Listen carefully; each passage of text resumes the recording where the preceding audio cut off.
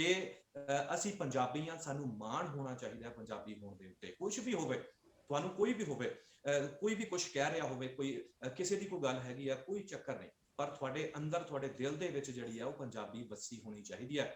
ਤੇ ਇੱਥੇ ਮੈਂ ਭਾਜੀ ਇੱਕ ਹੋਰ ਗੱਲ ਤੁਹਾਨੂੰ ਦੱਸ ਦਿੰਦਾ ਕਿ ਜਿਹੜੀ ਬੋਲੀ ਹੁੰਦੀ ਹੈ ਨਾ ਕਿਸੇ ਵੀ ਖਿੱਤੇ ਦੀ, ਇਹ ਸਾਡੀ ਸੱਭਿਅਤਾ ਦੇ ਨਾਲ ਜੁੜੀ ਹੋਈ ਹੈ।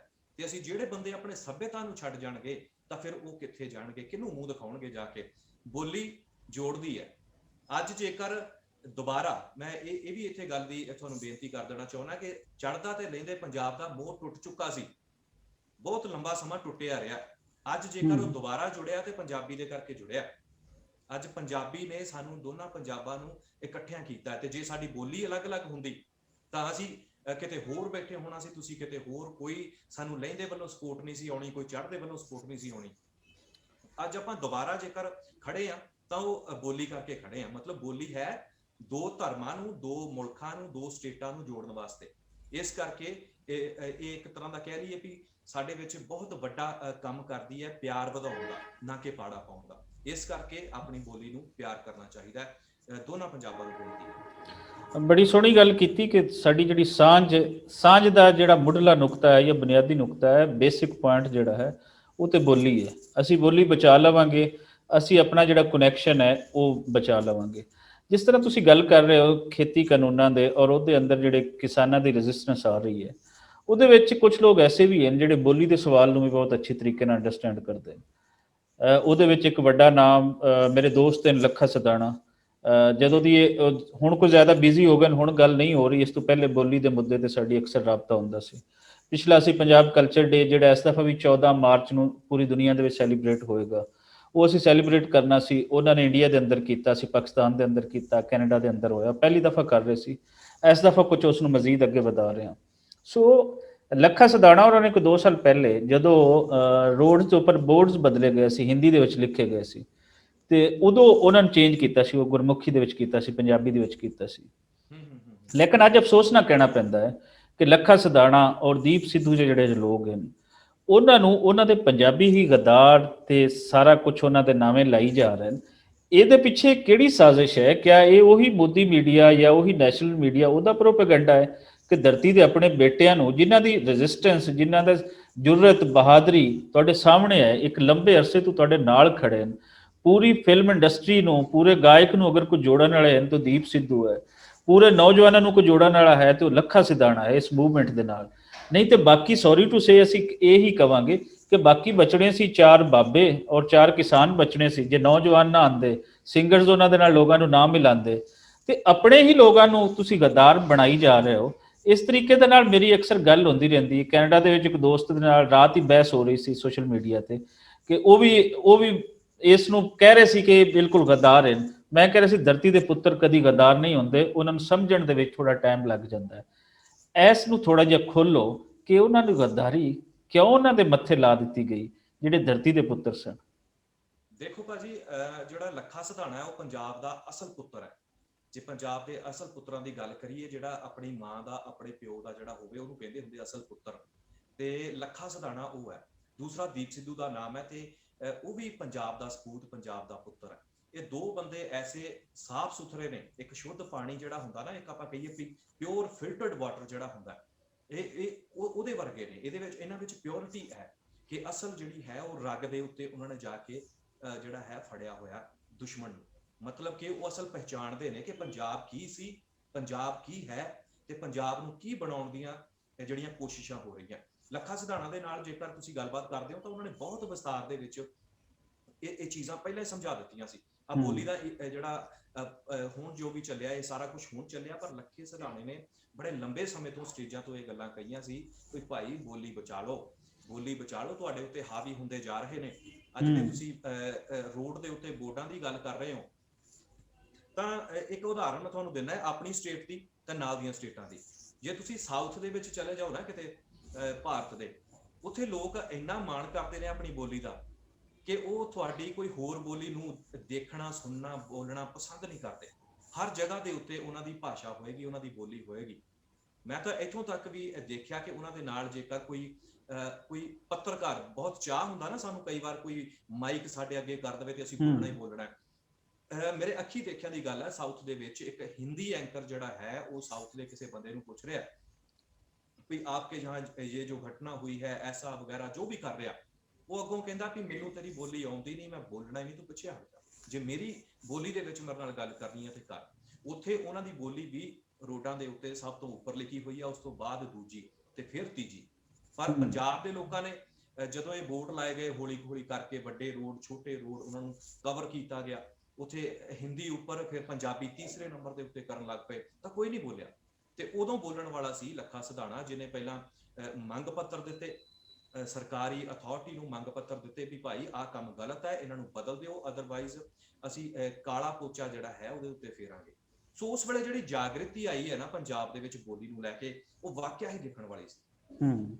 ਨਹੀਂ ਤੇ ਭਾਜੀ ਮੈਂ ਤੁਹਾਨੂੰ ਗੱਲ ਦੱਸਦਾ ਕਿ ਸਾਡੇ ਪੰਜਾਬ ਦੇ ਤਕਰੀਬਨ 3-4 ਐਸੇ ਸ਼ਹਿਰ ਨੇ, ਵੱਡੇ ਸ਼ਹਿਰ ਜਿਨ੍ਹਾਂ ਦਾ ਦੁਨੀਆ ਦੇ ਵਿੱਚ ਨਾਮ ਹੈ। ਲੁਧਿਆਣਾ ਹੋ ਗਿਆ, ਉਸ ਤੋਂ ਬਾਅਦ ਜਲੰਧਰ, ਤੇ ਫਿਰ ਆ ਗਿਆ ਚੰਡੀਗੜ੍ਹ, ਜਿਹੜਾ ਪੰਜਾਬ ਦੀ ਅੱਧੀ ਕੁ ਰਾਜਧਾਨੀ ਹੈ ਤੇ ਅੱਧੀ ਕੁ ਨਹੀਂ ਹੈ। ਸੋ ਇਹ ਐਸੇ ਸ਼ਹਿਰ ਨੇ ਜਿੱਥੇ ਦੂਸਰੀ ਭਾਸ਼ਾ ਯਾਨੀ ਕਿ ਹਿੰਦੀ ਦਾ ਅਸੀਂ ਇੰਨਾ ਪ੍ਰਭਾਵ ਕਬੂਲ ਕਰ ਚੁੱਕੇ ਹਾਂ। ਬਹੁਤ ਸੋਹਣੇ ਸੋਹਣੇ ਬੱਚੇ ਪੰਜਾਬ ਦੇ ਵਿੱਚ ਜੰਮੇ ਹੋਏ, ਜਿਵੇਂ ਮੈਂ ਹਮੇਸ਼ਾ ਗੱਲ ਕਰਦਾ ਹੁੰਦਾ, ਤੇ ਉਹ ਆ ਕੇ ਘਰਾਂ ਦੇ ਵਿੱਚ ਪੰਜਾਬੀ ਨਹੀਂ ਬੋਲਦੇ ਬੱਚਿਆਂ ਦੇ ਨਾਲ, ਤੇ ਮਾਵਾਂ ਵੀ ਆਪਣੇ ਬੱਚਿਆਂ ਨੂੰ ਜਿਹੜਾ ਹੈ ਉਹ ਕਹਿੰਦੀਆਂ ਕਿ ਜੇ ਤੁਸੀਂ ਹਿੰਦੀ ਬੋਲੋਗੇ ਤਾਂ ਤੁਸੀਂ ਐਜੂਕੇਟਡ ਲੱਗੋਗੇ, ਤੁਸੀਂ ਪੜ੍ਹੇ ਲਿਖੇ ਲੱਗੋਗੇ, ਤੁਸੀਂ ਦੁਨੀਆ 'ਚ ਜਾਓਗੇ। ਪਰ ਇੱਕ ਸਵਾਲ ਬੜਾ ਵੱਡਾ ਬਣ ਜਾਂਦਾ ਵੀ ਭਾਈ ਹਿੰਦੀ ਤਾਂ ਜੇ ਯੂਕੇ ਦੀ ਗੱਲ ਕਰੀਏ, ਇੱਥੇ ਤੀਸਰੀ ਜ਼ਿਆਦਾ ਬੋਲੀ ਜਾਣ ਵਾਲੀ ਭਾਸ਼ਾ ਜਿਹੜੀ ਬੋਲੀ ਹੈ ਉਹ ਤਾਂ ਪੰਜਾਬੀ ਹੈ। ਕੈਨੇਡਾ ਦੇ ਵਿੱਚ ਜੇਕਰ ਤੁਸੀਂ ਦੇਖੋ ਤਾਂ ਉੱਥੇ ਵੀ ਤੀਜੀ ਭਾਸ਼ਾ ਜਿਹੜੀ ਹੈ ਉਹ ਪੰਜਾਬੀ ਹੈ। ਆਸਟ੍ਰੇਲੀਆ ਦੇ ਵਿੱਚ ਵੀ ਬੜਾ ਵੱਡਾ ਦਰਜਾ ਹੈਗਾ। ਤੇ ਫਿਰ ਤੁਸੀਂ ਕਿਵੇਂ ਕਹਿ ਸਕਦੇ ਹੋ ਵੀ ਦੂਜੀ ਭਾਸ਼ਾ ਜਿਹੜੀ ਹੈ ਤੁਹਾਡੀ ਸਥਾਨਕ ਭਾਸ਼ਾ, ਉਹਨੂੰ ਬੋਲ ਕੇ ਆਪਾਂ ਕਾਮਯਾਬ ਅੰਤਰਰਾਜੀ ਪੱਧਰ ਦੇ ਉੱਤੇ ਹੋ ਜਾਵਾਂਗੇ। ਸੋ ਇਹ ਚੀਜ਼ਾਂ ਕਿਤੇ ਨਾ ਕਿਤੇ ਸਾਡੇ ਲੋਕਾਂ ਨੂੰ ਸਮਝਣੀਆਂ ਪੈਣੀਆਂ ਕਿ ਆਪਣੀ ਬੋਲੀ ਬੋਲਣ ਤੇ ਮਾਣ ਮਹਿਸੂਸ ਕਰਿਆ ਕਰੀਏ। ਲੁਧਿਆਣਾ ਦੇ ਵਿੱਚ ਹਜੇ ਵੀ ਇਹ ਨਹੀਂ ਮੈਂ ਕਹਿੰਦਾ ਕਿ ਬਹੁਤ ਸਾਰੀ ਜਾਗਰਤੀ ਆ ਗਈ, ਬਹੁਤ ਕੁਝ ਲੋਕ ਜਿਹੜਾ ਹੈ ਉਹ ਸਮਝਣ ਲੱਗ ਪਿਆ। ਬੜਾ ਵੱਡਾ ਪ੍ਰਭਾਵ ਜਿਹੜਾ ਹੈ ਇਹਨਾਂ ਤਿੰਨਾਂ ਸ਼ਹਿਰਾਂ ਦੇ ਵਿੱਚ ਹੁਣ ਵੀ ਹੈ। ਜੇ ਚੰਡੀਗੜ੍ਹ ਕਹੀਏ ਤਾਂ ਉੱਥੇ ਤਾਂ ਮੈਂ 99% ਕਹਿ ਸਕਦਾ ਕਿ ਉਹਨੂੰ ਆਪਾਂ ਪੰਜਾਬੀ ਜਿਹੜੀ ਆ ਉਹਨੂੰ ਵਿਸਾਰ ਦਿੱਤਾ ਉੱਥੋਂ, ਤੇ ਅਸੀਂ ਦੂਸਰੀ ਭਾਸ਼ਾ ਜਿਹੜੀ ਹੈ ਉਹਨੂੰ ਲੈ ਕੇ ਘਰ ਬਹਿ ਚੁੱਕੇ ਹਾਂ। ਸੋ ਇਸੇ ਤਰ੍ਹਾਂ ਲੁਧਿਆਣਾ ਹੋ ਗਿਆ 2 ਨੰਬਰ ਤੇ ਜੇ ਗੱਲ ਕਰੀਏ, ਤੀਸਰਾ ਨੰਬਰ ਜਲੰਧਰ ਦਾ ਹੋ ਗਿਆ। ਇਹ 3 ਸ਼ਹਿਰ ਐਸੇ ਨੇ। ਤੇ ਇੱਕ ਗੱਲ ਨਾਲੇ ਨਾਲ ਜਿਹੜੀ ਹੈ ਐਡ ਕਰਦੀ ਹੈ ਕਿ ਕਹਿੰਦੇ ਅਸਲ ਪੰਜਾਬ ਜਿਹੜਾ ਉਹ ਪਿੰਡਾਂ 'ਚ ਵਸਦਾ ਹੁੰਦਾ, ਤੇ ਮੈਂ ਦਾਤ ਦੇਣੀ ਚਾਹੁੰਦਾ ਪਿੰਡਾਂ ਵਾਲਿਆਂ ਦੀ ਕਿ ਉਹਨਾਂ ਨੇ ਆਪਣੀ ਬੋਲੀ ਨਹੀਂ ਵਿਸਾਰੀ। ਸ਼ੁੱਧ ਪੰਜਾਬੀ ਜੇਕਰ ਤੁਸੀਂ ਦੇਖਣੀ ਹੈ, ਪਿੰਡਾਂ ਦੇ ਵਿੱਚ ਚਲੇ ਜਾਓ। ਪੰਜਾਬ ਦੇ ਪਿੰਡਾਂ ਦੇ ਵਿੱਚ ਅੱਜ ਵੀ ਜਿਹੜਾ ਹੈ ਉਹ ਪੰਜਾਬੀ ਬਹੁਤ ਵਧੀਆ ਤਰੀਕੇ ਨਾਲ ਜਿਹੜੀ ਆ ਬੋਲੀ ਜਾਂਦੀ ਹੈ। ਉਹ ਨਹੀਂ ਪ੍ਰਭਾਵ ਕਬੂਲ ਕਰਦੇ ਕਿਸੇ ਦਾ, ਉਹ ਕਹਿੰਦੇ ਕੋਈ ਵੀ ਹੋਵੇ ਸਾਨੂੰ ਕੋਈ ਲੈਣ ਦੇਣ ਨਹੀਂ ਹੈ, ਸਾਡੀ ਮਾਂ ਬੋਲੀ ਇਹ ਹੈ, ਅਸੀਂ ਇਹਦੇ 'ਚ ਹੀ ਜੰਮੇ ਆ, ਇਹਦੇ 'ਚ ਹੀ ਮਰਨਾ। ਸੋ ਇਹ ਹੁੰਦੀ ਹੈ ਖੂਨ ਦੇ ਵਿੱਚ ਜਜ਼ਬੇ ਵਾਲੀ ਗੱਲ। ਤੇ ਭਾਜੀ ਇਹਦੇ ਨਾਲ ਮੈਂ ਹੋਰ ਤੁਹਾਨੂੰ ਦੱਸਦਾ ਕਿ ਅੱਜ ਜਿਹੜਾ ਇੱਕ ਜੋਸ਼ ਤੁਸੀਂ ਦੇਖਿਆ ਜਦੋਂ ਬੈਰੀਗੇਡ ਟੁੱਟੇ ਆ, ਜਦੋਂ ਇਹ ਦਿੱਲੀ ਜਾ ਕੇ ਸਾਰੇ ਜਣੇ ਬਹਿ ਗਏ ਆ, ਇਹ ਜੋਸ਼ ਪੰਜਾਬੀ ਦਾ ਸੀ। ਇਹ ਜੋਸ਼ ਪੰਜਾਬੀ ਬੋਲੀ ਦਾ ਸੀ, ਜਿਹਦੇ ਨਾਲ ਆਪਾਂ ਐਡੀ ਦੂਰ ਤੱਕ ਪਹੁੰਚ ਕਰ ਗਏ ਆ। ਨਹੀਂ ਤੇ ਲੋਕ ਹੋਰ ਬਹੁਤ ਸੀ ਸਾਡੇ ਆਲੇ ਦੁਆਲੇ, ਬੜੀਆਂ ਸਟੇਟਾਂ ਸੀ। ਸੋ ਲੱਖਾ ਸਿਧਾਣਾ, ਦੀਪ ਸਿੱਧੂ, ਇਹ ਐਸੇ ਸ਼ਖਸ ਨੇ 2 ਜਿਨ੍ਹਾਂ ਨੂੰ ਤੁਸੀਂ ਗੱਦਾਰੀ ਦਾ ਜਿਹੜਾ ਹੈ ਸਰਟੀਫਿਕੇਟ ਦੇ ਦਿੱਤਾ, ਕਿਉਂਕਿ ਇਹ ਅਸਲ ਗੱਲ ਕਰਦੇ ਸੀ। ਤੇ ਅਸਲ ਗੱਲ ਕਰਨ ਵਾਲਿਆਂ ਨੂੰ ਹਮੇਸ਼ਾ ਐਸੇ ਸਰਟੀਫਿਕੇਟ ਜਿਹੜੇ ਆ ਉਹ ਵੰਡੇ ਜਾਂਦੇ ਨੇ, ਉਹਨਾਂ ਨੂੰ ਲਿਖ ਦਿੱਤਾ ਜਾਂਦਾ ਹੈ ਗੱਦਾਰ ਹੈ, ਇਹ ਗੱਦਾਰ ਹੈ। ਇਸੇ ਤਰ੍ਹਾਂ ਪਹਿਲਾਂ ਵੀ ਹੋਇਆ ਪੰਜਾਬ ਦੇ ਵਿੱਚ, ਬੜਾ ਸੰਤਾਪ ਪੰਜਾਬ ਨੇ ਭੋਗਿਆ। ਪੰਜਾਬ ਦੇ ਪੁੱਤਰਾਂ ਨੂੰ ਹੀ ਗੱਦਾਰ ਉਸ ਵੇਲੇ ਵੀ ਕਿਹਾ ਗਿਆ ਜਿਹੜੇ ਅਸਲ ਗੱਲ ਕਰਦੇ ਸੀ। ਸੰਤ ਜਰਨੈਲ ਸਿੰਘ ਭਿੰਡਰਾਂਵਾਲੇ ਜਿਨ੍ਹਾਂ ਨੇ ਪੰਜਾਬ ਜਗਾ ਦਿੱਤਾ, ਦੁਨੀਆ ਜਗਾ ਦਿੱਤੀ, ਤੇ ਉਹਨਾਂ ਦੇ ਉੱਤੇ ਵੀ ਅੱਜ ਕੁਝ ਲੋਕ ਬਹੁਤ ਘੱਟ ਰਹਿ ਗਏ ਆ। ਕਿਉਂਕਿ ਕਹਿੰਦੇ ਹੁੰਦੇ ਨਾ ਵੀ ਸੂਰਜ ਬੱਦਲਾਂ ਦੇ ਵਿੱਚ ਕੁਝ ਦੇਰ ਲਈ ਛੁਪ ਸਕਦਾ, ਪਰ ਉਹ ਹਮੇਸ਼ਾ ਨਹੀਂ ਛੁਪਿਆ ਰਹਿੰਦਾ ਹੁੰਦਾ, ਬੱਦਲਾਂ ਨੇ ਲੰਘਣਾ ਹੀ ਹੁੰਦਾ ਤੇ ਸੂਰਜ ਨੇ ਆਪਣੀਆਂ ਕਿਰਨਾਂ ਜਿਹੜੀਆਂ ਉਹ ਛੱਡਣੀਆਂ ਹੁੰਦੀਆਂ। ਸੋ ਸੰਤ ਜਰਨੈਲ ਸਿੰਘ ਨੂੰ ਵੀ ਅੱਤਵਾਦੀ ਕਿਹਾ ਗਿਆ, ਗੱਦਾਰ ਕਿਹਾ ਗਿਆ, ਪਰ ਅੱਜ ਸਾਰਾ ਕੁਝ ਸਾਫ਼ ਹੋ ਚੁੱਕਿਆ। ਇਸੇ ਤਰ੍ਹਾਂ ਹੁਣ ਲੱਖਾ ਸਿਧਾਣਾ ਗੱਦਾਰ ਕਿਹਾ ਜਾ ਰਿਹਾ, ਦੀਪ ਸਿੱਧੂ ਨੂੰ ਗੱਦਾਰ ਕਿਹਾ ਜਾ ਰਿਹਾ, ਤੇ ਉਹ ਲੋਕ ਫਿਰ ਕਾਬਜ ਹੋ ਗਏ ਕਿਉਂਕਿ ਯੂਨਿਟੀ ਹੈ। ਤੇ ਦੂਜੀ ਤੁਸੀਂ ਵੱਡੀ ਗੱਲ ਕੀਤੀ ਹੈ ਗੋਦੀ ਮੀਡੀਆ ਦੀ। ਜਿਹੜਾ ਗੋਦੀ ਮੀਡੀਆ ਇਹ ਇੱਕ ਵੱਡਾ ਪਾੜਾ ਪਾਉਣ ਦਾ ਕੰਮ ਕਰਦਾ। ਉਹ ਚਾਹੇ ਪੰਜਾਬ ਦੇ ਲੋਕਾਂ ਦੇ ਵਿੱਚ ਹੋਵੇ, ਉਹ ਘੱਟ ਗਿਣਤੀਆਂ ਦੇ ਖਿਲਾਫ ਬੋਲਦਾ, ਮੁਸਲਮਾਨ ਭਾਈਚਾਰੇ ਦੇ ਖਿਲਾਫ ਬਹੁਤ ਜ਼ਿਆਦਾ ਜ਼ਹਿਰ ਉਗਲਦਾ। ਹੁਣ ਸਿੱਖਾਂ ਦਾ ਨੰਬਰ ਲਾਇਆ ਹੋਇਆ, ਇੱਥੋਂ ਤੱਕ ਕਿ ਹਜੇ ਮੇਰੇ ਕੋਲ ਇੱਕ ਵੀਡੀਓ ਕਲਿੱਪ ਤਿਆਰ ਨਹੀਂ ਹੈਗੀ ਹੈ। ਗੋਦੀ ਮੀਡੀਆ ਦਾ ਇੱਕ ਜਿਹੜਾ ਪੱਤਰਕਾਰ ਹੈ, ਉਹਨੇ ਤਾਂ ਸਿੱਧਾ ਇਹ ਗੱਲ ਕਹਿ ਦਿੱਤਾ ਵੀ ਇੱਥੇ ਆ ਵੀ ਸਿੱਖ ਕਰ ਰਹੇ ਨੇ, ਆ ਵੀ ਸਿੱਖ ਕਰ ਰਹੇ ਆ। ਮਤਲਬ ਕਿ ਧਰਮ ਦੇ ਨਾਂ ਤੇ ਨਵੰਬਰ 84 ਸ਼ਾਇਦ ਵਰਤਾਉਣ ਨੂੰ ਇਹ ਲੋਕ ਫਿਰ ਰਹੇ ਨੇ ਕਿ ਸਿੱਖਾਂ ਦਾ ਕਤਲੇਆਮ ਫਿਰ ਤੋਂ ਕੀਤਾ ਜਾਵੇ। ਪਰ ਮੈਂ ਇਹ ਕਹਿ ਦੇਣਾ ਚਾਹੁੰਦਾ ਕਿ ਤੁਹਾਡਾ ਸਵਾਲ ਸੀ ਕਿ ਇਹ ਗੱਦਾਰੀ ਦਾ ਟੈਗ ਕਿਉਂ ਲਾ ਦਿੱਤਾ ਗਿਆ। ਜਿੱਥੇ ਭਾਜੀ ਅਸੀਂ ਇਹ ਕਹਿੰਦੇ ਹੁੰਦੇ ਨਾ ਕਿ ਪੰਜਾਬੀਆਂ ਸਾਨੂੰ ਬੜਾ ਮਾਣ ਹੈ, ਤੇ ਜਿਵੇਂ ਤੁਸੀਂ ਵੀ ਦੱਸਦੇ ਹੋ ਤੇ ਮੈਂ ਵੀ ਦੱਸ ਰਿਹਾ ਕਿ ਚੜ੍ਹਦੇ ਤੇ ਲਹਿੰਦੇ ਪੰਜਾਬ 'ਚ ਅਸੀਂ ਪੰਜਾਬੀ ਬੋਲੀ ਨੂੰ ਕਿਵੇਂ ਮੁਨਕਰ ਹੋ ਰਹੇ ਹਾਂ, ਕਿਵੇਂ ਅਸੀਂ ਅਸਲ ਜਿਹੜੀ ਆਪਣੀ ਗੱਲਬਾਤ ਹੈ ਉਹਦੇ ਤੋਂ ਮੁਨਕਰ ਹੋ ਰਹੇ ਹਾਂ। ਇਹ ਇਸੇ ਤਰੀਕੇ ਨਾਲ ਸਾਡੇ 'ਚ ਇੱਕ ਹੋਰ ਬੜੀ ਵੱਡੀ ਕਮੀ ਹੈ ਕਿ ਅਸੀਂ ਆਪਣੀਆਂ ਜੁੱਤੀਆਂ ਆਪਣੇ ਸਿਰ ਦੇ ਵਿੱਚ ਮਾਰਨ ਦੇ ਵਿੱਚ ਬਹੁਤ ਜ਼ਿਆਦਾ ਜਿਹੜੇ ਆ ਕਹਿ ਲਈਏ ਕਿ ਨਿਪੁੰਨ ਹੈਗੇ ਆ, ਐਕਸਪਰਟ ਹੈਗੇ ਆ। ਸੋ ਬਹੁਤ ਜਲਦੀ ਅਸੀਂ ਆਪਣੇ ਲੋਕਾਂ ਨੂੰ ਭੰਡਣ ਲੱਗ ਪੈਂਦੇ ਆ। ਇਸ ਕਰਕੇ ਇਹ ਜਿਹੜਾ ਪੰਜਾਬ ਦੇ ਲੋਕ ਵੀ ਬਹੁਤ ਸਾਰੇ ਐਸੇ ਨੇ ਜਿਹੜੇ ਉਹਨਾਂ ਦੀ ਬੋਲੀ ਬੋਲ ਕੇ ਉਹਨਾਂ ਨੂੰ ਗੱਦਾਰ ਕਹਿ ਰਹੇ ਨੇ। ਪਰ ਸਮਝਣਾ ਚਾਹੀਦਾ ਹੈ ਕਿ ਅਸਲ ਗੱਲ ਕੌਣ ਕਰ ਰਿਹਾ, ਨਕਲ ਕੌਣ ਕਰ ਰਿਹਾ, ਕੌਣ ਤੁਹਾਨੂੰ ਭੜਕਾ ਰਿਹਾ, ਕੌਣ ਨਹੀਂ ਭੜਕਾ ਰਿਹਾ, ਪੰਜਾਬ ਦੇ ਅਸਲ ਹੱਕਾਂ ਦੀ ਗੱਲ ਕੌਣ ਕਰ ਰਿਹਾ, ਇਹ ਸਮਝਣਾ ਚਾਹੀਦਾ ਜੀ। ਬਾਜੀ ਜੀ ਤੁਸੀਂ ਬੜੀ ਤਫਸੀਲ ਦੇ ਨਾਲ ਬੜੀ ਸੋਹਣੀ ਗੱਲ ਕੀਤੀ, ਉਹਦੇ ਵਿੱਚ ਯਕੀਨਨ ਮੇਰੇ ਸੁਣਨ ਵਾਲਿਆਂ ਨੂੰ ਬਿਲਕੁਲ ਇਸ ਚੀਜ਼ ਦੀ ਸਮਝ ਆਏਗੀ। ਇੱਕ ਮੇਰਾ ਆਖਰੀ ਸਵਾਲ ਤੁਹਾਡੇ ਅੱਗੇ ਇਹ ਹੈ ਕਿ ਡੈਡ ਸਟੇਜ ਤੇ ਖੜੀ ਹੈ ਪਾਕਿਸਤਾਨੀ ਪੰਜਾਬ ਦੇ ਅੰਦਰ ਪੰਜਾਬੀ, ਕਿਉਂਕਿ ਜਿਹੜੀ ਪੰਜਾਬੀ ਤੁਹਾਡੀ ਕਿਤੇ ਵੀ ਨਹੀਂ ਹੈ, ਸਰਕਾਰੀ ਲੈਵਲ ਤੇ ਕਿਤੇ ਵੀ ਸਾਨੂੰ ਨਜ਼ਰ ਨਹੀਂ ਆਉਂਦੀ, ਅਵਾਮੀ ਲੈਵਲ ਤੇ ਹੈ। ਇਹ ਅਲੱਗ ਗੱਲ ਹੈ ਕਿ ਇਸ ਨੂੰ ਸਰਕਾਰੀ ਮਾਨਤਾ ਨਾ ਮਿਲਣ ਦੇ ਬਾਅਦ ਜਿਹੜੀ ਲੋਕਾਂ ਦੀ ਬੋਲੀ ਹੁੰਦੀ ਉਹ ਲੰਬਾ ਅਰਸਾ ਜੀਂਦੀ ਹੈ। ਉਹਦੇ ਵਿੱਚ ਲੋਕ ਲਿਟਰੇਚਰ ਜਿਹੜਾ ਹੈ ਉਹ ਬਹੁਤ ਜ਼ਿਆਦਾ ਕ੍ਰੀਏਟ ਹੋਇਆ ਪੰਜਾਬੀ ਦੇ ਵਿੱਚ, ਇਸ ਲਈ ਪੰਜਾਬੀ ਸਾਡੇ ਨਾਲ ਨਾਲ ਚੱਲੂਗੀ। ਵਾਰਿਸ ਸ਼ਾਹ ਦੀ ਹੀਰ ਪੰਜਾਬ ਦੇ ਅੰਦਰੋਂ ਮਰਦੀ ਮਰਦੀ ਕੋਈ 1000 ਸਾਲ ਲੈ ਜਾਏਗੀ, ਲੇਕਿਨ ਕਿਆ ਇਸ ਨੂੰ ਅਸੀਂ ਮਾਰਨਾ ਹੀ ਹੈ? ਉਸ ਇਤਨੇ ਰਿਚ ਲਿਟਰੇਚਰ ਨੂੰ ਜਿਹਨੂੰ ਤੁਸੀਂ ਦੁਨੀਆ ਦੇ ਕਿਸੇ ਵੀ ਲਿਟਰੇਚਰ ਦੇ ਸਾਹਮਣੇ ਰੱਖ ਲਵੋ ਤੇ ਉਹ ਲਿਟਰੇਚਰ ਤੁਹਾਡਾ ਉਹਨਾਂ ਤੋਂ ਉੱਪਰ ਖੜਾ ਹੋਏਗਾ। ਬਾਬਾ ਫਰੀਦ ਦੇ ਸ਼ਲੋਕ ਕਿਤੇ ਵੀ ਥੱਲੇ ਨਹੀਂ ਖੜੇ ਹੋਣਗੇ ਦੁਨੀਆ ਦੇ ਰਿਚ ਲਿਟਰੇਚਰ ਦੇ ਵਿੱਚ। ਵਾਰਿਸ ਸ਼ਾਹ ਨੂੰ ਅਸੀਂ ਲੈ ਆਈਏ, ਮਤਲਬ ਪੰਜਾਬੀ ਦੇ ਉਹ ਲੋਕ ਜਿਨ੍ਹਾਂ ਨੂੰ ਪੂਰੀ ਦੁਨੀਆ ਨੇ ਮੰਨਣਾ। ਬੁੱਲੇ ਸ਼ਾਹ ਇੱਕ ਐਸਾ ਨਾਮ ਹੈ ਜਿਹੜਾ ਸੈਕੂਲਰ ਨਜ਼ਰੀਆਤ ਦਾ ਪ੍ਰਚਾਰ ਕਰਦਾ ਔਰ ਮਜ਼ਹਬਾਂ ਤੋਂ ਅੱਡ ਹੋ ਕੇ ਧਰਤੀ ਦੀ ਗੱਲ ਕਰਦਾ ਹੈ, ਲੋਕਾਂ ਦੀ ਗੱਲ ਕਰਦਾ ਹੈ। ਇੱਥੋਂ ਦੇ ਲੋਕ ਤੇ ਉਹਨਾਂ ਨੂੰ ਵੀ ਮਾਰਨ ਤੇ ਤੁਲ ਗਏ, ਉਹਨਾਂ ਦੀ ਬੋਲੀ ਨੂੰ ਮਾਰ ਲੈਣਗੇ ਤੇ ਉਹਨਾਂ ਦੇ ਖਾਲੀ ਉਹਨਾਂ ਦੇ ਦਰਬਾਰਾਂ ਤੇ ਜਾ ਕੇ ਪੁੱਤਰ ਮੰਗਣਗੇ ਤੇ ਉਹ ਸਾਡੇ ਕਿਸ ਕੰਮ ਦੇ? ਪੁੱਤਰ ਤੇ ਰੱਬ ਨੇ ਜਿਹਨੂੰ ਦੇਣਾ ਹੈ ਉਸ ਨੂੰ ਹੀ ਦੇਣਾ ਹੈ ਨਾ। ਦਰਬਾਰਾਂ ਤੋਂ ਤਾਂ ਸਾਨੂੰ ਸ਼ਊਰ ਚਾਹੀਦਾ ਸੀ, ਨੌਲੇਜ ਚਾਹੀਦਾ ਸੀ ਕਿ ਕਿਸ ਤਰੀਕੇ ਦੇ ਨਾਲ ਜੀਣਾ ਹੈ, ਕਿਸ ਤਰੀਕੇ ਨਾਲ ਤਰੱਕੀ ਕਰਨੀ ਹੈ, ਕ੍ਰੀਏਟਿਵਿਟੀ ਕੀ ਹੁੰਦੀ ਹੈ, ਦੁਨੀਆ ਨੂੰ ਕਿਸੇ ਨਵੇਂ ਅੰਗ ਨਾਲ ਦੇਖਣਾ ਹੈ। ਕੀ ਮੈਸੇਜ ਦਿੰਦੇ ਹੋ ਇਹਨਾਂ ਨੂੰ ਕਿ ਇਹ ਪੰਜਾਬੀ ਨੂੰ ਜਿੱਥੇ ਹੱਦ ਤੱਕ ਤੁਸੀਂ ਲਾਜ਼ਮੀ ਮਾਰੋ ਹੀ ਗਏ, ਜਾਂ ਤੇ ਬਚਾਉਣ ਵਾਸਤੇ ਵੀ ਕੁਝ ਕਰਨਾ ਚਾਹੀਦਾ ਇਹਨਾਂ ਨੂੰ? ਸਭ ਤੋਂ ਪਹਿਲਾਂ ਤਾਂ ਮੈਂ ਤੁਹਾਡਾ ਧੰਨਵਾਦ ਕਰਦਾ ਕਿ ਤੁਸੀਂ ਪੰਜਾਬੀ ਨੂੰ ਲੈ ਕੇ ਲਹਿੰਦੇ ਪੰਜਾਬ ਦੇ ਵਿੱਚ ਲਹਿਰਾਂ ਜਿਹੜੀਆਂ ਚਲਾ ਰਹੇ ਹੋ ਉਹ ਜ਼ਰੂਰੀ ਨੇ, ਇਹ ਹੁੰਦਾ ਹੈ। ਤੇ ਇਹ ਵੀ ਤੁਹਾਨੂੰ ਪਤਾ ਹੈ ਕਿ ਜਿਵੇਂ ਅਸਲੀ ਗੱਲ ਕਰਨ ਵਾਲੇ, ਜਿਵੇਂ ਆਪਾਂ ਦੀਪ ਸਿੱਧੂ ਤੇ ਲੱਖੇ ਸਿਧਾਣੇ ਦੀ ਗੱਲ ਕੀਤੀ, ਉਹ ਬਹੁਤ ਘੱਟ ਲੋਕ ਹੁੰਦੇ ਨੇ। ਜ਼ਿਆਦਾ ਉਹ ਹੁੰਦੇ ਨੇ ਜਿਹੜੇ ਵਹਿਣ ਦੇ ਵਿੱਚ ਰਹਿ ਜਾਂਦੇ ਆ, ਕੋਈ ਦਰਿਆ ਦੇ ਵਿੱਚ। ਜਿਵੇਂ ਤੁਸੀਂ ਦੇਖਦੇ ਹੋ ਕਿ ਜਦੋਂ ਛੱਲਾਂ ਆਉਂਦੀਆਂ ਸਮੁੰਦਰ ਦੇ ਵਿੱਚ ਤਾਂ ਬਹੁਤ ਸਾਰਾ ਸਮਾਨ ਜਿਹੜਾ ਉਹ ਰੁੜ ਕੇ ਬਾਹਰ ਨੂੰ ਲੈ ਜਾਂਦੀਆਂ। ਪਰ ਜਿਹੜੇ ਪੱਥਰ ਹੁੰਦੇ ਨੇ, ਕਈ ਵਾਰ ਜਿਹੜੇ ਪੱਥਰ ਭਾਰੇ ਹੁੰਦੇ ਨੇ ਉਹ ਉੱਥੇ ਟਿਕੇ ਰਹਿੰਦੇ ਆ। ਇਸੇ ਤਰ੍ਹਾਂ ਆਪਾਂ ਦਰਖਤਾਂ ਦੀ ਉਦਾਹਰਨ ਦਿੰਦੇ ਹੁੰਦੇ ਆ ਕਿ ਜਦੋਂ ਤੂਫਾਨ ਆਉਂਦਾ ਤਾਂ ਬਹੁਤ ਸਾਰੇ ਟੁੱਟ ਜਾਂਦੇ ਨੇ, ਜਿਹਦੇ ਵਿੱਚ ਜਾਨ ਹੁੰਦੀ ਉਹ ਖੜਿਆ ਰਹਿ ਜਾਂਦਾ, ਉਹ ਟੁੱਟਦਾ ਨਹੀਂ। ਸੋ ਇਸੇ ਤਰ੍ਹਾਂ ਬਹੁਤ ਘੱਟ ਲੋਕ ਹੁੰਦੇ ਨੇ ਜਿਹੜੇ ਇਹ ਕੰਮ ਕਰਦੇ ਨੇ, ਤੇ ਤੁਹਾਡਾ ਬਹੁਤ ਧੰਨਵਾਦ ਹੈ ਕਿ ਤੁਸੀਂ ਲੱਗੇ ਹੋਏ ਹੋ। ਤੇ ਲਹਿੰਦੇ ਪੰਜਾਬ ਦੇ ਸਾਰੇ ਪਾਕਿਸਤਾਨੀ ਜਿੰਨੇ ਸਾਡੇ ਬਜ਼ੁਰਗ ਨੇ, ਸਾਡੇ ਬੱਚੇ ਨੇ, ਸਾਡੇ ਭਰਾ ਭੈਣਾਂ ਨੇ, ਉਹਨਾਂ ਨੂੰ ਇੱਕੋ ਹੀ ਮੇਰਾ ਮੈਸੇਜ ਹੈਗਾ ਕਿ ਆਪਾਂ ਆਪਣੀ ਬੋਲੀ ਤੋਂ ਨਾ ਵਿਸਰ ਜਾਈਏ।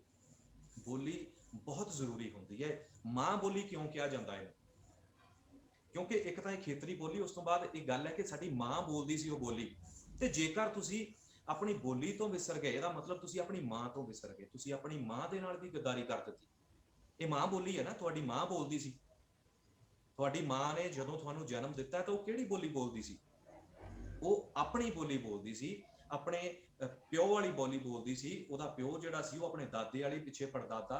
ਸੋ ਇਦਾਂ ਪੀੜ੍ਹੀਆਂ ਦਰ ਪੀੜ੍ਹੀਆਂ ਇਹ ਚੱਲਦਾ ਆਇਆ। ਬਾਬਾ ਫਰੀਦ ਦੀ ਆਪਾਂ ਗੱਲ ਕਰਦੇ ਹਾਂ, ਗੁਰੂ ਨਾਨਕ ਸਾਹਿਬ 1469 ਈਸਵੀ ਵਿੱਚ ਹੋਇਆ। ਬਾਬਾ ਫਰੀਦ ਜੀ ਉਹਨਾਂ ਤੋਂ 300 ਸਾਲ ਪਹਿਲਾਂ ਹੋਏ ਆ। ਉਹਨਾਂ ਦੀ ਕਿਹੜੀ ਬੋਲੀ ਸੀ? ਪੰਜਾਬੀ। ਤੇ ਆਪਾਂ ਜੇਕਰ ਵਿਸਰ ਗਏ ਤਾਂ ਫਿਰ ਆਪਾਂ ਕਦੇ ਵੀ ਇਹ ਨਾ ਕਹੀਏ ਕਿ ਅਸੀਂ ਅਸਲ ਜਿਹੜੇ ਹਾਂ ਅਸੀਂ ਪੱਕੇ ਮੁਸਲਮਾਨ, ਅਸੀਂ ਪੱਕੇ ਸਿੱਖ ਹਾਂ, ਅਸੀਂ ਪੱਕੇ ਹਿੰਦੂ ਹਾਂ, ਜੇਕਰ ਤੁਸੀਂ ਆਪਣੀ ਬੋਲੀ ਖਤਮ ਕਰ ਦਿੱਤੀ। ਸੋ ਬੜੀ ਜ਼ਰੂਰਤ ਹੈ ਅੱਜ ਸੰਭਾਲਣ ਦੀ। ਲਹਿੰਦੇ ਪੰਜਾਬ ਦੇ ਵਿੱਚ ਅਸੀਂ ਦਸ਼ਾ ਦੇਖਦੇ ਰਹਿੰਦੇ ਹਾਂ। ਵੈਸੇ ਤਾਂ ਮੈਂ ਇੱਧਰ ਦਾ ਵੀ ਦੱਸ ਦਿੱਤਾ, ਦੋਨੇ ਪੰਜਾਬਾਂ ਨੂੰ ਬੇਨਤੀ ਹੈ ਵੀ ਆਪਣੀ ਬੋਲੀ ਨੂੰ ਨਾ ਛੱਡੀਏ, ਆਪਣੇ ਬੱਚਿਆਂ ਨੂੰ ਮਾਣ ਦੇ ਨਾਲ ਕਹੀਏ ਕਿ ਪੁੱਤਰਾ ਪੰਜਾਬੀ ਬੋਲਣੀ ਹੈ, ਪੰਜਾਬੀ ਸਿੱਖਣੀ ਹੈ, ਪੰਜਾਬੀ 'ਚ ਹੀ ਖਾਣਾ ਹੈ, ਪੰਜਾਬੀ 'ਚ ਹੀ ਸੌਣਾ ਹੈ, ਸੌਣਾ ਵੀ ਪੰਜਾਬੀ 'ਚ ਹੀ ਹੈ। ਤੇ ਇਹ ਚੀਜ਼ਾਂ ਬਹੁਤ ਵੱਡੀਆਂ ਨੇ ਜਿਹਨਾਂ ਨੂੰ ਆਪਾਂ ਜੇਕਰ ਸੋਚੀਏ ਤਾਂ ਇਹ ਗੱਲਾਂ ਬੜੀ ਗਹਿਰਾਈ ਦੇ ਵਿੱਚ ਚਲੇ ਜਾਂਦੀਆਂ। ਪਰ ਆਪਾਂ ਬਹੁਤ ਵਾਰੀ ਦੇਖਦੇ ਹਾਂ ਇੱਕ ਸਾਡੇ ਵਿੱਚ ਭਾਜੀ ਹੋਰ ਬੜੀ ਕਮੀ ਹੈਗੀ ਹੈ, ਤੇ ਆਪਾਂ ਇਹਨੂੰ ਵੀ ਆਪਾਂ ਦੇਖ ਲਈਏ। ਮਾੜੀ ਜਿਹੀ ਉਦਾਹਰਨ ਮੈਂ ਬੜੀ ਵਾਰੀ ਦਿੱਤੀ ਹੈ। ਪੰਜਾਬ ਤੋਂ ਜਦੋਂ ਕੋਈ ਸਾਡਾ ਪੰਜਾਬੀ ਬਾਹਰ ਜਾਂਦਾ ਹੈ ਦੂਸਰੀ ਸਟੇਟ ਦੇ ਵਿੱਚ, ਜੇ ਕੋਈ ਪਾਕਿਸਤਾਨੀ ਭਰਾ ਵੀ ਦੂਸਰੀ ਸਟੇਟ 'ਚ ਜਾਂ ਕਿਤੇ ਦੂਸਰੇ ਦੇਸ਼ 'ਚ ਜਾਂਦਾ ਤਾਂ ਉੱਥੇ ਜਾ ਕੇ ਉਹ ਉਹਨਾਂ ਦੀ ਬੋਲੀ ਦੇ ਵਿੱਚ ਗੱਲ ਕਰਦਾ। ਉਦਾਹਰਨ ਦੇ ਤੌਰ ਤੇ ਮੈਂ ਕਹਿ ਦਿੰਦਾ ਕਿ ਜਦੋਂ ਕੋਈ ਸਾਡਾ ਪੰਜਾਬੀ ਸਿੱਖ ਕੋਈ ਦਿੱਲੀ ਗਿਆ ਨਾ, ਜਾਂ ਕੋਈ ਦਿੱਲੀ ਤੋਂ ਅੱਗੇ ਬੰਬੇ ਚਲੇ ਜਾਵੇ, ਤਾਂ ਉੱਥੇ ਜਾ ਕੇ ਉਹ ਹਿੰਦੀ 'ਚ ਬੋਲਣ ਲੱਗ ਪੈਂਦਾ ਆਟੋਮੈਟਿਕਲੀ। ਦੇਖੀਏ ਪ੍ਰਭਾਵ ਕਿਦਾਂ ਕਬੂਲਦੇ ਆਪਾਂ, ਸਾਡਾ ਇਹ ਸਾਡੇ ਖੂਨ ਦੇ ਵਿੱਚ ਆ, ਅਸੀਂ ਪ੍ਰਭਾਵ ਬਹੁਤ ਜਲਦੀ ਕਬੂਲਦੇ ਆ। ਅਸੀਂ ਉੱਥੇ ਜਾਣਾ, ਸਾਨੂੰ ਇਹ ਹੈ ਕਿ ਭਾਈ ਇਹਨਾਂ ਦੀ ਇਹ ਸਥਾਨਕ ਬੋਲੀ ਹੈ ਤੇ ਸਾਨੂੰ ਇਹਦੇ 'ਚ ਹੀ ਗੱਲ ਕਰਨੀ ਪੈਣੀ ਹੈ ਜੇ ਆਪਾਂ ਆਪਣੀ ਜ਼ਰੂਰਤ ਪੂਰੀ ਕਰਨੀ ਹੈ। ਠੀਕ ਹੈ, ਇਹ ਗੱਲ ਸਹੀ ਹੈ ਕਿ ਤੁਸੀਂ ਬੰਬੇ ਗਏ ਹੋ ਤਾਂ ਤੁਹਾਨੂੰ ਹਿੰਦੀ ਬੋਲਣੀ ਪੈਣੀ ਹੈ, ਮੰਨ ਲੈਂਦੇ ਆ। ਪਰ ਦੂਸਰੇ ਪਾਸੇ ਜਦੋਂ ਪ੍ਰਵਾਸੀ ਮਜ਼ਦੂਰ ਸਾਡੇ ਯੂਪੀ ਬਿਹਾਰ ਦੇ ਬਹੁਤ ਸਾਰੇ ਕਾਮੇ ਪੰਜਾਬ 'ਚ ਆਉਂਦੇ ਨੇ ਕੰਮ ਕਰਨ, ਤਾਂ ਸਾਡੇ ਲੋਕ ਉਹਨਾਂ ਦੇ ਨਾਲ ਵੀ ਹਿੰਦੀ ਦੇ ਵਿੱਚ ਗੱਲ ਕਰਨ ਲੱਗ ਪੈਂਦੇ ਆ ਜਦ ਕਿ ਉਹ ਇੱਥੇ ਆਏ। ਮਤਲਬ ਐਡੇ ਵੱਡੇ ਪੱਧਰ ਦੇ ਉੱਤੇ ਅਸੀਂ ਪ੍ਰਭਾਵ ਕਬੂਲ ਲੈਂਦੇ ਆ, ਜਦ ਕਿ ਚਾਹੀਦਾ ਇਹ ਸੀ ਕਿ ਜਿਹੜੇ ਉਹ ਪ੍ਰਵਾਸੀ ਮਜ਼ਦੂਰ ਨੇ ਉਹ ਤੁਹਾਡੇ ਨਾਲ ਤੁਹਾਡੀ ਸਥਾਨਕ ਬੋਲੀ ਦੇ ਵਿੱਚ ਗੱਲ ਕਰਨ। ਕਦੀ ਚਾਈਨਾ ਨੇ ਇਹ ਗੱਲ ਕਹੀ ਹੈ ਵੀ ਮੈਂ ਜੇਕਰ ਤੁਹਾਡੇ ਕੋਲ ਬਿਜ਼ਨਸ ਕਰਨਾ ਪਾਕਿਸਤਾਨ ਦੇ ਵਿੱਚ ਆ ਕੇ ਤਾਂ ਮੈਂ ਤੁਹਾਡੀ ਬੋਲੀ ਬੋਲਾਂ, ਜਾਂ ਤੁਸੀਂ ਜੇਕਰ ਚਾਈਨਾ ਦੇ ਵਿੱਚ ਚਲੇ ਗਏ ਹੋ ਤਾਂ ਤੁਹਾਡੀ ਬੋਲੀ ਕਦੀ ਸਿੱਖਣਗੇ? ਕਦੇ ਨਹੀਂ ਸਿੱਖਣਗੇ। ਉਹਨਾਂ ਦੇ ਕੰਪਿਊਟਰ ਜਿੰਨੇ ਵੀ ਉਹ ਵਿੰਡੋਜ਼ ਡਾਟਾ ਜਿਹੜਾ ਹੁੰਦਾ ਹੈ ਉਹ ਸਾਰਾ ਚਾਈਨੀਜ਼ ਦੇ ਵਿੱਚ ਹੈ ਤੇ ਉਹਨਾਂ ਨੂੰ ਮਾਣ ਹੈ ਚਾਈਨਾ ਨੂੰ। ਕਹਿੰਦੇ ਆ ਇੱਕ ਵੱਡੀ ਜਿਹੜੀ ਗੱਲ ਹੈ ਕਿ ਚਾਈਨਾ ਆਪਣੀਆਂ ਜਿਹੜੀਆਂ ਖੁਫੀਆ ਗੱਲਾਂ ਬਾਤਾਂ ਨੇ ਉਹ ਆਪਣੀ ਭਾਸ਼ਾ ਦੇ ਵਿੱਚ ਕਰਦਾ ਹੈ, ਆਪਣੀ ਬੋਲੀ ਦੇ ਵਿੱਚ ਕਰਦਾ ਹੈ। ਬਹੁਤ ਘੱਟ ਉਹਨਾਂ ਦੀ ਗੱਲ ਬਾਹਰ ਜਾਂਦੀ ਹੈ ਤੇ ਉਹਨਾਂ ਦਾ ਸਾਰਾ ਕੁਝ ਉਹ ਵਿੱਚੇ ਰਹਿ ਜਾਂਦਾ। ਇੱਕ ਬੋਲੀ ਹੈ ਉਹਨਾਂ ਦੇ ਕੋਲ। ਜਰਮਨ ਹੈ, ਜਰਮਨ ਦੇ ਵਿੱਚ ਉਹਨਾਂ ਦੀ ਆਪਣੀ ਬੋਲੀ ਹੈ, ਉਹ ਮਾਣ ਮਹਿਸੂਸ ਕਰਦੇ ਨੇ। ਉਹਨਾਂ ਨੇ ਇੰਗਲਿਸ਼ ਦਾ ਪ੍ਰਭਾਵ ਨਹੀਂ ਕਬੂਲਿਆ, ਹਾਲਾਂਕਿ ਅੱਧੇ ਘੰਟੇ ਦੀ ਫਲਾਈਟ ਹੈ ਇੱਥੋਂ, ਜੇਕਰ ਬਾਏ 에ਅਰ ਵੀ ਆਪਾਂ ਜਾਣਾ ਹੋਵੇ। ਮਤਲਬ ਕਿ ਜੇ ਇਹ ਗ੍ਰੇਟ ਬ੍ਰਿਟੇਨ ਸੀ ਤੇ ਅਸੀਂ ਇੰਗਲਿਸ਼ ਨੂੰ ਕਬੂਲ ਲਈਏ, ਯੂਰਪ ਯੂਨੀਅਨ ਬਣ ਗਈ, ਮਤਲਬ ਕਿ ਸੰਘ ਬਣ ਗਿਆ, ਆਪਾਂ ਦੇਸ਼ਾਂ ਦਾ ਸਮੂਹ ਬਣ ਗਿਆ, ਪਰ ਬੋਲੀਆਂ ਆਪਣੀਆਂ ਆਪਣੀਆਂ, ਕਲਚਰ ਆਪਣੇ ਆਪਣੇ। ਇਹ ਨਹੀਂ ਕਿ ਆਪਾਂ ਸਾਰੇ ਇੱਕ ਕਿਉਂ ਨਾ ਕਰ ਲਈਏ, ਜਿੱਥੇ ਹੁਣ ਆਪਾਂ ਸੰਘ ਜਿਹੜਾ ਇਕੱਠਾ ਬਣਾਇਆ ਹੀ ਹੈ, ਸਮੂਹ ਬਣਾਇਆ ਹੀ ਹੈ, ਤਾਂ ਆਪਾਂ ਬੋਲੀ ਇੱਕ ਕਿਉਂ ਨਾ ਕਰ ਲਈਏ, ਇੰਗਲਿਸ਼ ਹੀ ਕਿਉਂ ਨਾ ਕਰ ਲਈਏ। ਨਹੀਂ, ਬਿਲਕੁਲ ਨਹੀਂ, ਕਿਉਂਕਿ ਆਪਣੀ ਬੋਲੀ ਦੀ ਮਹੱਤਤਾ ਜਿਹੜੀ ਹੈ ਇਹਨਾਂ ਲੋਕਾਂ ਨੂੰ ਪਤਾ ਹੈ, ਸਾਨੂੰ ਨਹੀਂ ਹੈਗੀ। ਇੱਕ ਹੋਰ ਐਗਜ਼ਾਮਪਲ ਵੱਡੀ ਦੇ ਕੇ ਮੈਂ ਗੱਲ ਖਤਮ ਕਰਦਾ। ਇੰਗਲੈਂਡ ਨੇ ਪਿਛਲੇ ਦਿਨੀ ਬ੍ਰੈਗਜ਼ਿਟ ਕਰ ਲਿਆ ਯੂਰਪ ਦੇ ਨਾਲ। ਬੜੇ ਸਾਲਾਂ ਤੋਂ ਇਹ ਗੱਲ ਚੱਲ ਰਹੀ ਸੀ ਪਰ ਅਖੀਰ ਹੋ ਗਿਆ। ਹੁਣ ਉਹ ਜਿਹੜੇ ਇਸ ਸਾਲ ਦੇ ਅਖੀਰ ਤੱਕ ਜਿਹੜਾ ਬਿਲਕੁਲ ਹੀ ਤੋੜ ਵਿਛੋੜਾ ਹੋ ਜਾਣਾ ਯੂਰਪ ਯੂਨੀਅਨ ਦੇ ਨਾਲ। ਇਹਦੇ ਵਿੱਚ ਵੀ ਇੱਕ ਵੱਡੀ ਕਾਰਨ ਸੀ, ਵੱਡਾ ਕਾਰਨ ਕਿ ਅਸੀਂ ਗ੍ਰੇਟ ਬ੍ਰਿਟੇਨ, ਸਾਡਾ ਜਿਹੜਾ ਗ੍ਰੇਟ ਬ੍ਰਿਟੇਨ ਹੈ, ਅਸੀਂ ਤੇ ਦੁਨੀਆ ਤੇ ਰਾਜ ਕੀਤਾ। ਅੱਜ ਸਾਨੂੰ ਯੂਰਪੀਅਨ ਸਮੂਹ ਦੀਆਂ ਬਹੁਤ ਸਾਰੀਆਂ ਐਸੀਆਂ ਜਿਹੜੀਆਂ ਪਾਲਿਸੀਆਂ ਨੇ ਅਡਾਪਟ ਕਰਨੀਆਂ ਪੈ ਰਹੀਆਂ, ਸਾਡੇ ਸਿਰ ਉਹ ਮੜ ਰਹੇ ਨੇ ਤੇ ਸਾਨੂੰ ਉਹਨਾਂ ਦਾ ਪ੍ਰਭਾਵ ਜਿਹੜਾ ਕਬੂਲ ਕਰਨਾ ਪੈ ਰਿਹਾ। ਤੇ ਅਸੀਂ ਤਾਂ ਉਹ ਲੋਕ ਆ ਜਿਨ੍ਹਾਂ ਨੇ 102 ਦੇਸ਼ਾਂ ਤੇ ਮੇਰਾ ਖਿਆਲ ਹੈ ਕਿ ਅਸੀਂ ਰਾਜ ਕੀਤਾ। ਅਸੀਂ ਕਿਵੇਂ ਪ੍ਰਭਾਵ ਕਬੂਲਾਂਗੇ? ਮਤਲਬ ਕਿ ਇਸ ਕਰਕੇ ਉਹਨਾਂ ਨੇ ਤੋੜ ਵਿਛੋੜਾ ਕਰ ਲਿਆ, ਜਦਕਿ ਬਹੁਤ ਘਾਟਾ ਪੈਣਾ ਬ੍ਰੈਗਜ਼ਿਟ ਤੋਂ ਬਾਅਦ ਇੰਗਲੈਂਡ ਨੂੰ ਵੀ। ਸੋ ਇਹ ਹੁੰਦਾ ਆਪਣਾ ਪ੍ਰਭਾਵ, ਜਾਂ ਕਹੀਏ ਕਿ ਆਪਣੀ ਅਹਿਮੀਅਤ ਨੂੰ ਪਛਾਣੀਏ, ਆਪਣੀ ਬੋਲੀ ਤੋਂ ਦੂਰ ਨਾ ਹੋਈਏ, ਆਪਣੀਆਂ ਜ਼ਮੀਨਾਂ ਤੋਂ ਦੂਰ ਨਾ ਹੋਈਏ। ਜੀ ਭਾਜੀ, ਬਹੁਤ ਸੋਹਣੀਆਂ ਗੱਲਾਂ, ਔਰ ਉਸ ਨੌਜਵਾਨ ਵੱਲੋਂ ਜਿਨ੍ਹਾਂ ਦੇ ਹੱਥ ਥਾਮਣ ਵਾਲੇ ਪੰਜਾਬ ਦੀ ਮੁਹਾਰ ਹੈ। ਔਰ ਦਿਲ ਨਹੀਂ ਚਾਹ ਰਹੀ ਅਸੀਂ ਕਿ ਤੁਹਾਡੇ ਨਾਲ ਗੱਲਬਾਤ ਖਤਮ ਕੀਤੀ ਜਾਵੇ। ਸੋਹਣਾ ਬੋਲਦੇ ਹੋ, ਟੂ ਦੀ ਪੁਆਇੰਟ ਬੋਲਦੇ ਹੋ, ਔਰ ਉਹ ਫੈਕਟਸ ਜਿਹੜੇ ਕੋਈ ਨਹੀਂ ਬਿਆਨੇ ਜਾਂਦੇ, ਖਾਸ ਕਰ ਜਿਹੜੀ ਸਾਡੀ ਯੂਥ ਹੈ ਉਹਨਾਂ ਨੂੰ ਤੁਸੀਂ ਖੁੱਲ੍ਹ ਕੇ ਬਿਆਨ ਕੀਤਾ। ਆਸ ਕਰਦਾ ਹਾਂ ਕਿ ਸਾਡੇ ਸੁਣਨ ਵਾਲੇ ਇਹਨਾਂ ਚੀਜ਼ਾਂ ਨੂੰ ਕੰਨ ਖੋਲ੍ਹ ਕੇ ਔਰ ਰੂਹ ਦੇ ਦਰਵਾਜ਼ੇ ਖੋਲ੍ਹ ਕੇ ਸੁਣਨਗੇ, ਇਹਨਾਂ ਨੂੰ ਆਪਣੇ ਅੰਦਰ ਬਹਾਣਗੇ, ਔਰ ਇਹਦੇ ਤੋਂ ਇੱਕ ਬਦਲਦੇ ਪੰਜਾਬ ਦਾ ਜਿਹੜਾ ਬਿਆਨੀਆ ਹੈ ਉਹ ਸੈੱਟ ਹੋਏਗਾ। ਅਸੀਂ ਕਦੋਂ ਤੱਕ ਮੰਗਵੀਆਂ ਬੋਲੀਆਂ ਉਹਨਾਂ 'ਤੇ ਇਨਸਾਰ ਕਰਾਂਗੇ? ਸਾਡਾ ਆਪਣਾ ਬਹੁਤ ਕੁਛ ਹੈ, ਸਾਡਾ ਵਿਰਸਾ ਇਤਨਾ ਰਿਚ ਹੈ ਕਿ ਉਹਦੇ ਵਿੱਚ ਸ਼ਰਮ ਨਹੀਂ ਹੈ, ਉਹਦੀ ਰੈਜ਼ਿਸਟੈਂਸ ਹੋਵੇ, ਉਹਦਾ ਲਿਟਰੇਚਰ ਹੈ, ਉਹਦਾ ਇਤਿਹਾਸ ਹੈ। ਜਿਹੜੇ ਪੱਖ ਤੋਂ ਪੰਜਾਬ ਨੂੰ ਦੇਖੋਗੇ, ਪੰਜਾਬ ਤੇ ਤੁਹਾਨੂੰ ਪ੍ਰਾਊਡ ਔਰ ਪ੍ਰਾਈਡ ਫੀਲ ਹੋਏਗਾ। ਸੋ ਆਪਣੇ ਪੰਜਾਬ ਦੇ ਨਾਲ ਜੁੜੇ ਰਹਿਣਾ, ਪੰਜਾਬੀਅਤ ਦੇ ਹੱਕਾਂ ਦੀ ਗੱਲ ਕਰਦੇ ਰਹਿਣਾ। ਬਹੁਤ ਸ਼ੁਕਰੀਆ ਦਿਲਜੀਤ ਜੀ ਕਿ ਤੁਸੀਂ ਸਾਨੂੰ ਟਾਈਮ ਦਿੱਤਾ ਪੰਜਾਬੀ ਪ੍ਰਚਾਰ ਟੀਵੀ ਲਈ, ਔਰ ਆਸ ਕਰਦੇ ਹਾਂ ਕਿ ਅੱਗੇ ਤੋਂ ਵੀ ਅਸੀਂ ਇਹਨਾਂ ਮੁੱਦਿਆਂ ਤੇ ਗੱਲ ਕਰਦੇ ਰਹਾਂਗੇ। ਪੰਜਾਬੀ ਪ੍ਰਚਾਰ ਟੀਮ ਜਿਹੜੀ ਹੈ ਤੁਹਾਡੀ, ਮੈਂ ਉਹਨਾਂ ਦਾ ਵੀ ਬਹੁਤ ਧੰਨਵਾਦ ਕਰਦਾ। ਇਦਾਂ ਹੀ ਪੰਜਾਬੀ ਲਈ ਕੰਮ ਕਰਦੇ ਰਹੋ, ਬੁਲੰਦੀਆਂ ਛੂੰਹਦੇ ਰਹੋ, ਤੇ ਇੱਕ ਦਿਨ ਉਹ ਆਏਗਾ ਜਿਸ ਦਿਨ ਅਸੀਂ ਆਪਣੀ ਬੋਲੀ ਦੇ ਨਾਲ ਦੁਬਾਰਾ ਜੁੜਾਂਗੇ। ਬਹੁਤ ਮੈਂ ਧੰਨਵਾਦ ਕਰਦਾ ਜੀ। ਸਾਰੇ ਹੀ ਦਰਸ਼ਕ ਜਿਹੜੇ ਨੇ ਤੁਹਾਡੇ ਚੈਨਲ ਦੇ ਨਾਲ ਜੁੜੇ ਹੋਏ ਨੇ, ਤੁਹਾਡੀ ਇਸ ਮੂਵਮੈਂਟ ਦੇ ਨਾਲ ਜੁੜੇ ਹੋਏ ਨੇ, ਸਾਰਿਆਂ ਦਾ ਬਹੁਤ ਧੰਨਵਾਦ ਕਰਦਾ। ਤੇ ਜਰੂਰ ਤੁਸੀਂ ਇਹ ਪ੍ਰੋਗਰਾਮ ਨੂੰ ਦੇਖਣਾ ਤੇ ਆਪਣੇ ਦੋਸਤਾਂ ਮਿੱਤਰਾਂ ਨੂੰ ਵੀ ਵੰਡਿਓ, ਅੱਗੇ ਭੇਜਿਓ, ਜਿਵੇਂ ਜਿਵੇਂ ਵੀ ਸਾਧਰ ਹੁੰਦੇ ਨੇ, ਤਾਂ ਕਿ ਸਾਡੀ ਗੱਲਬਾਤ ਜਿਹੜੀ ਅੱਗੇ ਜਾ ਸਕੇ। अस्सलाम वालेकुम ਤੇ ਸਤਿ ਸ਼੍ਰੀ ਅਕਾਲ ਜੀ। ਸਤਿ ਸ਼੍ਰੀ ਅਕਾਲ ਭਾਜੀ, ਰੱਬ ਰੱਖਾ ਜੀ।